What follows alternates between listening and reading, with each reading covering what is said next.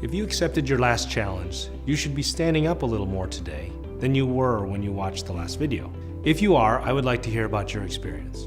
Are you finding it difficult to remember to walk around? What specifically are you doing that seems to work for you to get up and not spend as much time sitting? How close are you to the recommendations of 3 hours a day sitting? I have to admit, I frequently sit for longer than that, but I will keep working on it, and I hope you will too. Now that we are looking at ways to become less sedentary, this week's video is for those of you who find maintaining an exercise program difficult. Life can sometimes get in the way. We all have busy lives at home, at work, even at play, but maintaining our health is important to allow us to be able to do those things at our very best. Staying on task is not easy when it comes to exercise. For example, it was a long day at work, overtime in fact, and you've come home tired and unable to eat with the family, and you're just able to keep yourself trying to stay on track with your diet. Next, you look at the treadmill or bike or other exercise equipment in the exercise room, and you say, I'm just a little too tired today. I'll hit it extra hard tomorrow. So you skip today.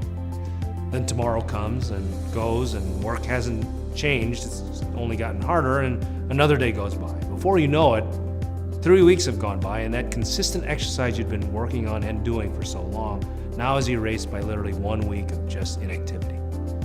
If you are significantly overweight, exercise can be difficult. It's harder to move when you're overweight, even painful for some, but even small movements can make a big difference. It is pretty well known that exercise has tremendous benefits.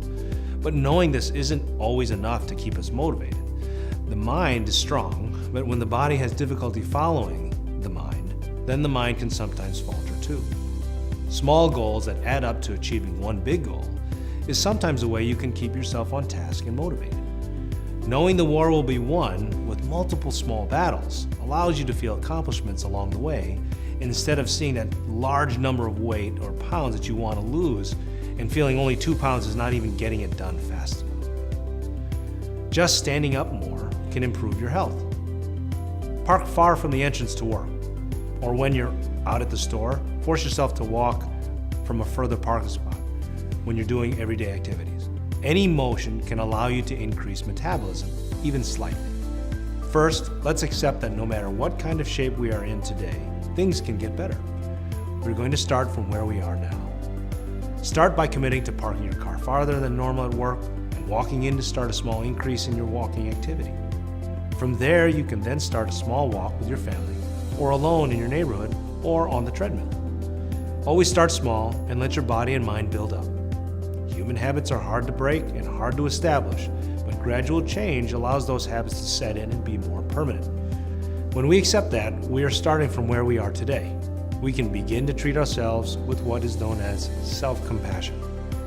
What's more, there is a hard science behind the idea that you will be more successful if you give yourself a break and accept that failures in the past do not determine your future. Those with weight issues are often the hardest on themselves. It's easy to be hard on yourself for not losing as much weight as you expect, but setting the expectation at a reasonable level is the first step to allowing yourself success and accept setbacks. No one is perfect, and weight loss will be a lifelong struggle, even once you've achieved your goal. Our surgical patients are told that despite having that effective tool inside of them that allowed them to